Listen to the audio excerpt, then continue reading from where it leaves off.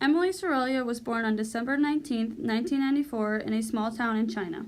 A traditional Chinese family approach at this time was to have one child due to the large population in China, and most families hoped for a boy so they could keep the family name alive.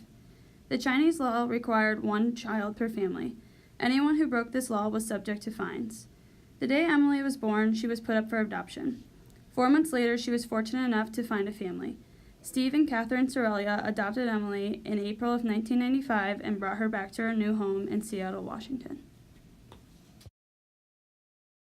So I was adopted from China when I was 4 months old. My parents came and got me with my brother and my great aunt, Wilma. And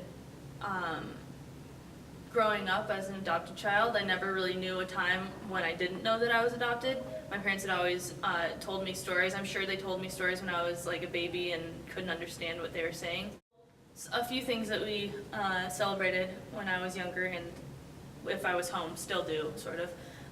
We always celebrated Chinese New Year, and we had people over and had moon cakes and like played traditional Chinese games. And also on April 16th, which is my adoption day, we always celebrate Family Completion Day. When I was looking at schools, the first thing I was looking for was a small liberal arts school with good sciences.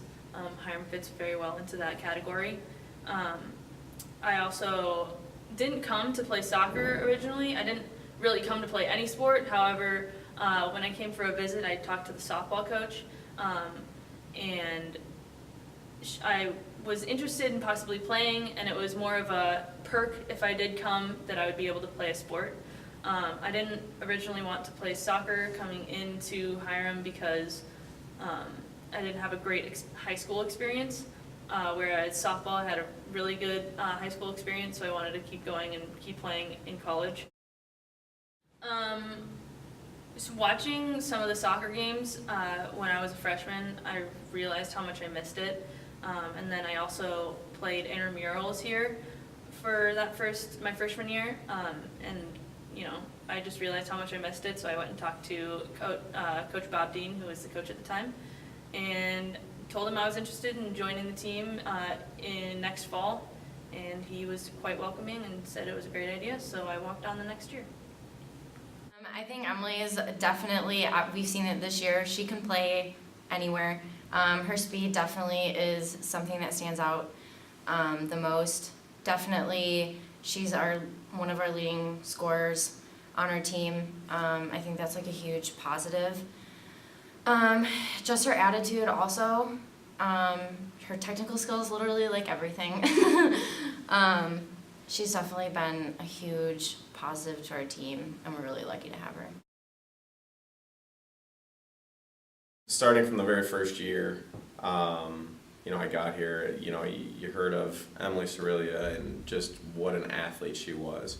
So coming into my first year, I didn't know really what to expect from a soccer standpoint, but from an athletic standpoint, I was like, okay, listen, she's athletic, I have something I can work with here. I think Emily's definitely like a huge team player. She always has been. I know she didn't play her freshman year, but she came on, and I think she meshed really well with the team immediately. I don't know a person that doesn't like Emily. So I think everyone gets along with her really well on the field and off the field, and I think that's something that's helped our team all together, and she's honestly been a phenomenal player to our team and everyone on the team as well. So Emily's friendship means a lot to me. We've been roommates 4 out of 5 years that we've been at Hiram, so we've spent a lot of time together. She's really taught me a lot of things, mainly how to be an independent person. Emily's very independent. She likes to do things on her own, although she is good at working with others. She really stands for what she believes in. How would you describe Emily off the field? What kind of person? She's weird.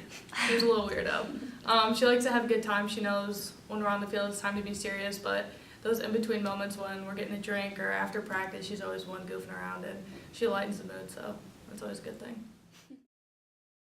I think a couple of things for Em. She's, again, as I said, she's that soft-spoken type of leader. This year she went home for the weekend to Seattle and came back, and came into my office and was like, "Hey, Coach, I want to kneel for the national anthem." And so I said to her, I said, "Okay." And so really, I felt like my position at that time was, okay, well, you need to just tell me why. And so we had that conversation, and I said, well, you got to understand, it's not just today. It's, this is going to follow you probably for the next 10, 15 years, and especially with social media, that's something that a future employer can see, and you need to understand why you want to do this. And so she explained it, and I said, okay, well, we're going to do this as a team then. And so we're going to have a team meeting, and she's like, well, Coach, I don't really want to, be out front. I said, no, this is yours. This is your baby. I'll be there for you, but I need you to step forward and explain it. And I said, you need to be prepared. So we met with the team, and she explained it, and she ended up not kneeling, but in turn, I think what was better for it was because her message was the country's divided right now. And I said, okay, so one person kneeling, what does that show to you on a team? And she was like, well, division. I said, well, wouldn't we want to be united? And so why don't we lock arms, walk out as a team, and see if we can get the other team to do it. And our first game that we did it with Oberlin. And not only did we lock arms, but we intermixed the team. So it was a Hiram Oberlin person. Coaches were involved in it as well and walked out there. And I think it was, I heard back from some fans, some parents, that it was a very powerful message that we sent. There's a lot of things that sports have taught me growing up, and especially in college. It's a huge responsibility, and there's going to be huge responsibilities that I'll have later in life. It's taught me how to deal with those responsibilities. Sometimes not everything goes right on the soccer field or the softball field, and later in life not everything's going to go right either. I might lose out on a job opportunity or something, but playing sports has taught me that the only way to respond to a failure or something like that is to come back stronger the next time. While at Hiram, Emily double majored in biology and biomedical humanities, along with a minor in Spanish. Being a part of the soccer team has impacted Emily's life on and off the field. Now Emily carries the memories from her soccer career, marking 2017 as the last year she would wear jersey number 8 for Hiram College.